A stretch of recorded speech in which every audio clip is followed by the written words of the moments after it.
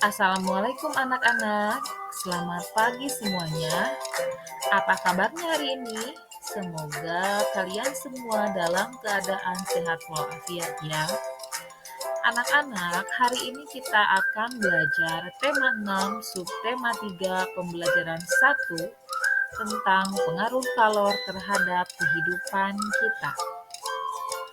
Sebelum masuk ke materi, terlebih dahulu Ibu akan memberikan satu buah pertanyaan.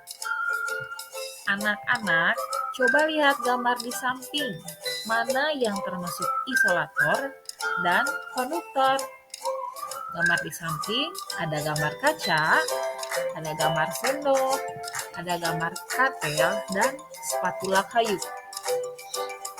Nah, betul ya, yang termasuk konduktor adalah katel dan sendok, dan yang termasuk isolator adalah kaca dan spatula kayu. Mengapa demikian? Mari kita bahas. Sekarang kita masuk ke dalam materi. Bahan konduktor dan isolator. Bahan konduktor dan isolator. Di sekitarmu terdapat banyak benda dengan berbagai macam bahan. Pemilihan bahan didasarkan pada sifat yang dimiliki bahan tersebut. Misalnya, benda yang dapat menghantarkan panas dan benda yang tidak dapat menghantarkan panas. Ada benda yang mempunyai kemampuan menghantarkan panas dengan baik, ada pula benda yang tidak dapat menghantarkan panas. Bahan yang dapat menghantarkan panas dengan baik disebut konduktor. Nah, bahan yang tidak dapat menghantarkan panas disebut isolator. Sedangkan ada bahan yang sedikit dapat menghantarkan panas, yaitu disebut dengan semikonduktor. Nah, kenapa tadi katel dan sendok termasuk konduktor? Karena katel dan sendok adalah benda yang dapat menghantarkan panas dengan baik. Sedangkan kaca dan kayu adalah benda yang tidak dapat menghantarkan panas dengan baik yang disebut isolator.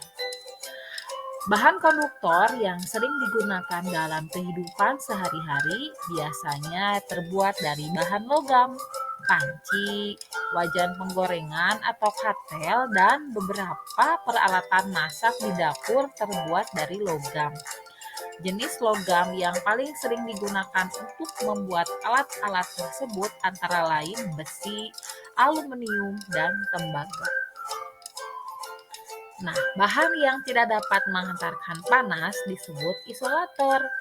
Beberapa bahan yang termasuk sebagai isolator antara lain adalah kayu, kain, dan plastik, termasuk juga kaca ya anak-anak.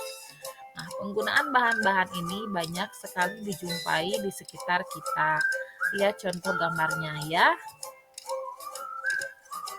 Lalu, penggunaan bahan konduktor dan isolator dapat diterapkan secara bersamaan pada sebuah alat. Perhatikanlah gambar di samping. Panci yang biasa digunakan untuk memanaskan air ini terdiri atas bahan yang berbeda. Ada bahan yang berfungsi sebagai konduktor, ada pula yang berfungsi sebagai isolator. Nah, kalau kita lihat yang termasuk isolator itu adalah gagangnya ya. Pada gambar tersebut terlihat bahwa penggunaan bahan isolator berguna untuk mencegah panas dari sumber panas dialirkan ke pengguna panci. Aliran panas berhenti pada bahan isolator karena bahan tersebut tidak dapat menggulirkan panas secara konduksi dari sumber panas. Sehingga penggunaan bahan isolator terutama untuk melindungi pemakaian alat agar tidak kepanasan dan dapat menggunakan alat tersebut sebagaimana mestinya. Nah, anak-anak, apakah sudah mengerti sekarang?